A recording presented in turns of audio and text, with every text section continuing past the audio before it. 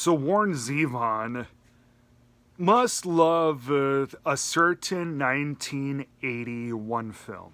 Y'all know Warren Zevon. Y'all know the movie I'm talking about.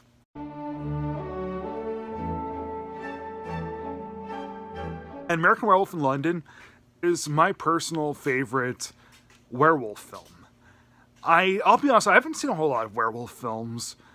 It's not as popular of a genre or subgenre as the slasher, supernatural film, or the vampire film.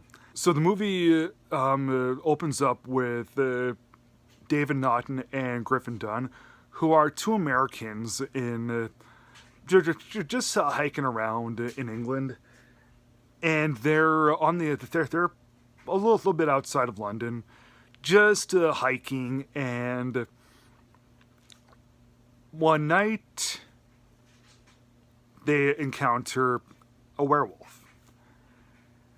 The opening bit implies that the movie is going to be a buddy sort of road trip film, but no, rug gets pulled out from underneath us right away, and the rest of the movie is David Naughton trying to piece together that traumatic night. But everyone thinks that he's just crazy because of werewolves and stuff. But he ends up falling in love with this nurse, and the doctor who's examining him, he doesn't believe Dave Naughton entirely, but at the same time, he wonders, because Naughton is so insistent on everything, he wonders, there's got to be some sort of validity to what he's saying. There's got to be some sort of truth. I mean, like, he doesn't believe him 100% or anything, but he wonders what could make him like change his, like, what could lead to such a psychosis. So that's what he wants to investigate. So meanwhile, we find out more stories about typical werewolves, and what the movie does that's so good is, yes, the movie starts off as a buddy film, and there is some horror right at the beginning, but it does do into, like, we are pulled in. That's cool, but also and the violence that happens at the beginning, that's cool. It's enough to pull us into it and keep us fully invested throughout the entire film.